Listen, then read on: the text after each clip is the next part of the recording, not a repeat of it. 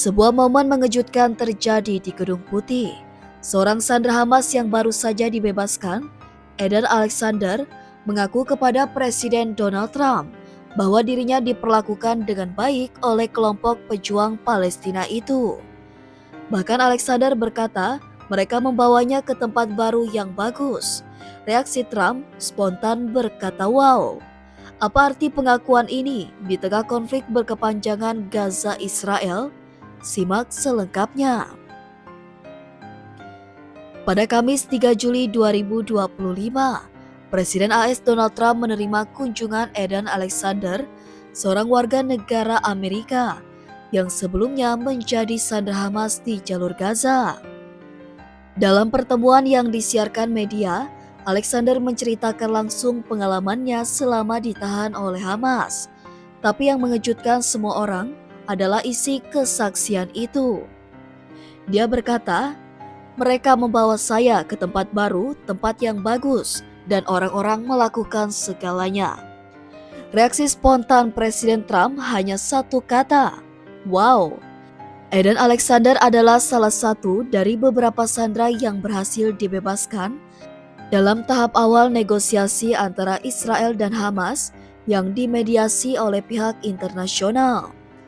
Ia diyakini ditangkap pada awal eskalasi besar konflik Gaza-Israel dan sempat menjadi simbol tuntutan pembebasan sandera oleh komunitas Yahudi di AS dan pemerintahan Biden sebelumnya. Alexander kini menjadi tokoh penting dalam narasi Trump soal upaya pembebasan sandera di bawah pemerintahannya menjelang Pilpres AS 2025. Kesaksian Eden Alexander bukan sekadar cerita pribadi.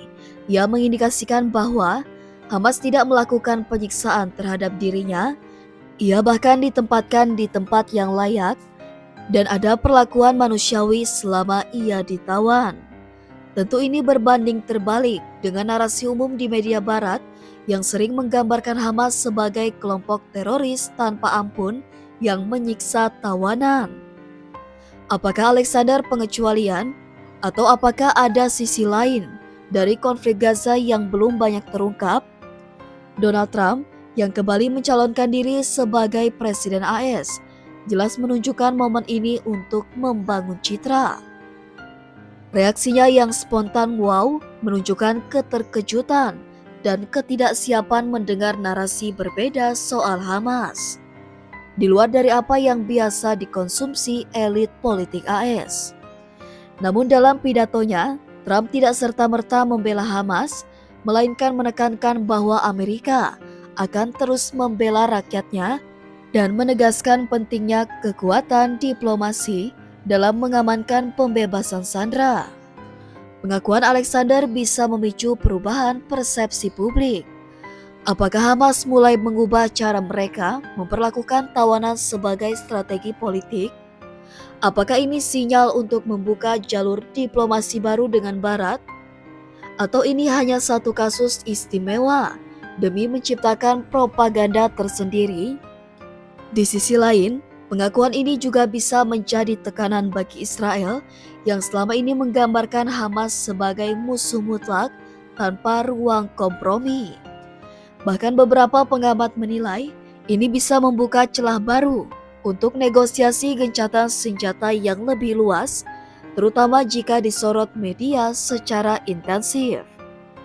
Selama ini, narasi politik Amerika terhadap Gaza sangat hitam putih.